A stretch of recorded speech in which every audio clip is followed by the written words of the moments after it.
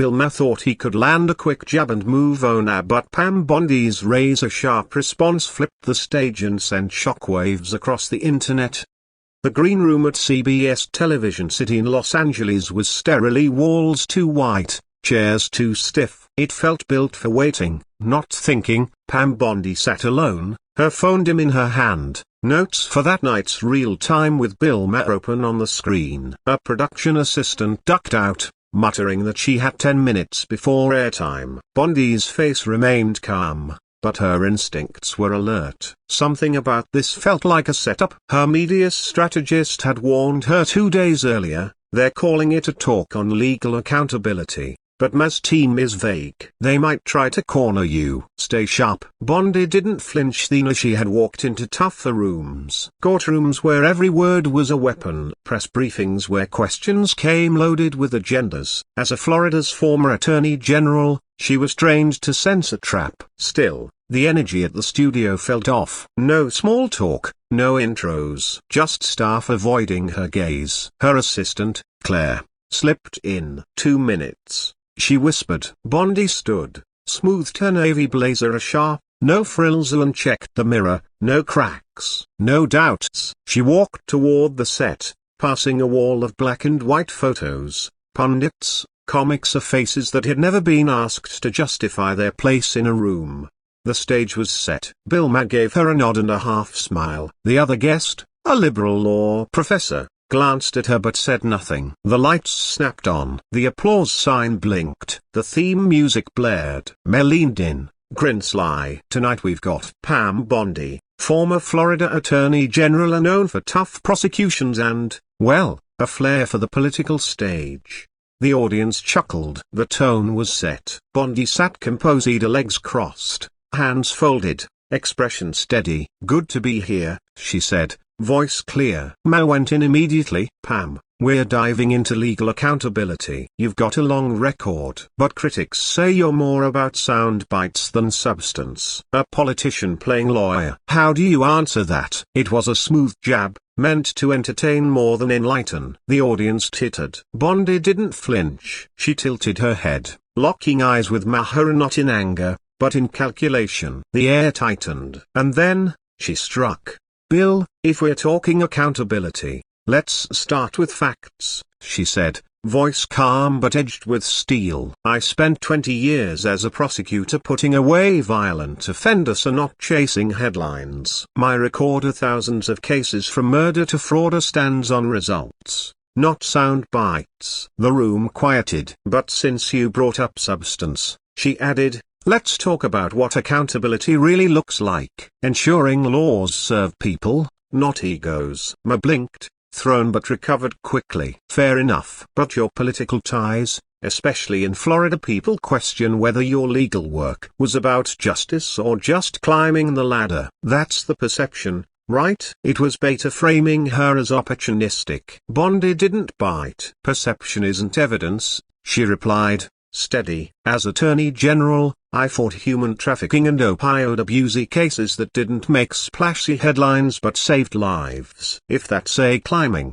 it's toward justice, not a spotlight. She paused. The real question is why critics focus on my politics instead of my record. That's not accountability. That's distraction. The room shifted. Maher's smirk faltered. Okay, but let's get into legal choices. He tried. You've defended controversial figures. Doesn't that blur the line between law and politics? Bondi was surgical. Every defendant deserves counsel. That's the Constitution and not politics. In Gideon v. Wainwright, the Supreme Court guaranteed that right.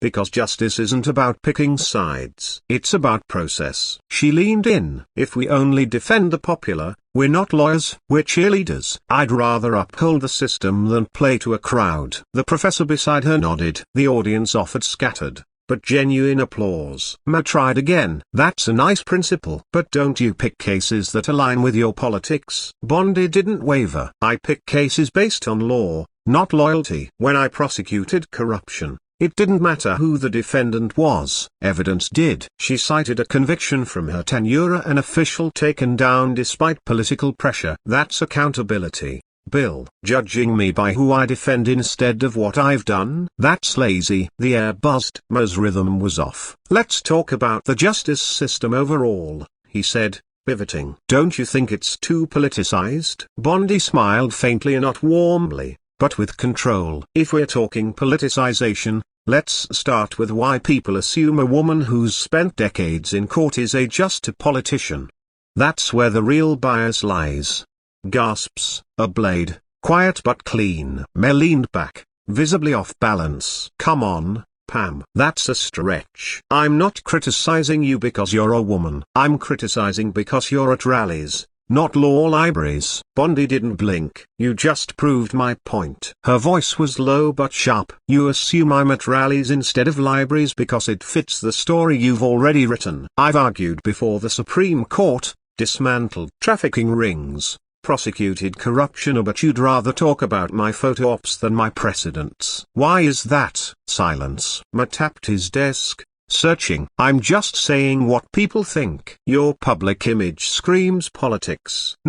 That's on people who judge a lawyer's career by her visibility instead of her verdicts, she said. When I was AG, I led a task force that convicted over 100 traffickers. That's not a photo op, that's evidence. A woman in the audience let out a soft yes. The room murmured. Okay, Ma said, tension rising. You've supported tough on crime policies. Don't those hurt marginalized communities the most? Bondi saw it coming. Tough on crime doesn't mean blind to fairness, she said. In Florida, I pushed for diversion programs for non-violent offenders. Over 10,000 got second chances. She cited United States v. Booker, the Supreme Court ruling allowing judicial discretion in sentencing. Data, not dogma. That's how I shaped policy. Applause broke out, stronger now. The professor spoke up. She's right about Booker. Man narrowed his eyes. Fine. You know your law. But your image. You're Alyssa. How do people take you seriously as neutral? Bondi's response was a blade. I expect people to judge me by my work,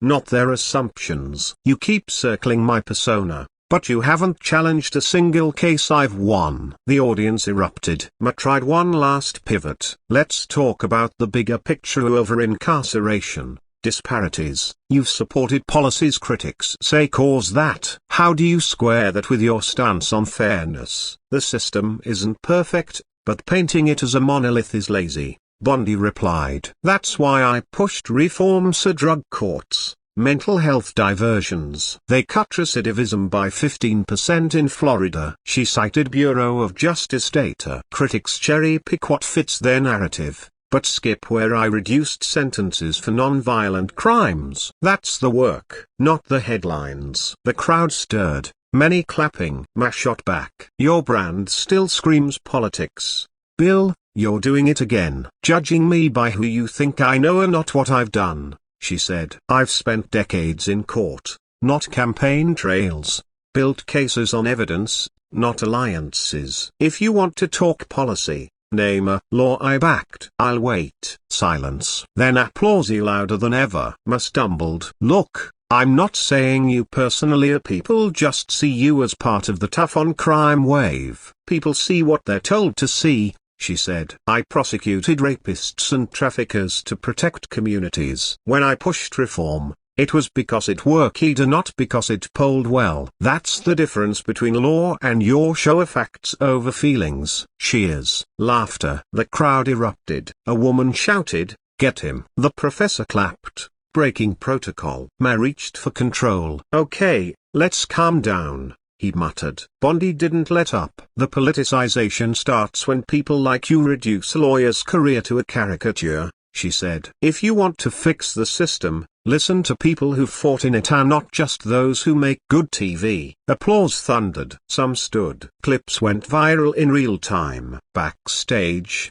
no one said much. Bondi's assistant walked in, phone lit up. You're blowing up online. Bondi exhaled. They'll spin it. And they did. Headlines framed it as a clash. Bondi goes off on Maher, ignoring that she'd barely raised her voice. By morning, reactions split. Panels debated her tone, not her points. A pundit called her a lion. A liberal host said she was too aggressive. Online, Support surged. A law student in Miami posted, "Pam Bondi showed how to shut down bias without blinking." Study that. A single mom tweeted, "She's been underestimated her whole life. I felt that." Interview requests flooded in. She declined most. They want the viral moment, she told Claire. Not the law. But the moment lingered. At a community event, a woman said quietly, "I've been talked over in meetings for years. Watching you made me feel seen." The storm faded, but the impact remained. Law students,